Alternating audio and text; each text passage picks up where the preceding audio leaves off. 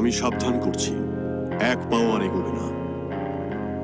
ওখানেই দাঁড়াও আর একজন বিশ্বাসঘাতকের মতো মৃত্যুবরণ করো, তাহলেই সবাইকে মুক্তি দেব। আর এক পাও এগোলে আমি সবাইকে মেরে ফেলবো। আমি যা বলেছি তুমি যদি তা না করো, তাহলে সবার মৃতদেহ তুমি নিজের চোখের সামনে দেখবে। এগিয়ে যাও সেনাপতি। আমি একদম ঠিক আছি। আমি কিন্তু কিমসুন, আমি জানি, আমি সবই বুঝি। শেষ পরিণতি যদি এটাই হয়, তাহলে এটাই আমার ভাগ্য। তোমাকে এগিয়ে যেতে হবে, থেমো না তুমি। রাজার দিকে এগিয়ে যাও।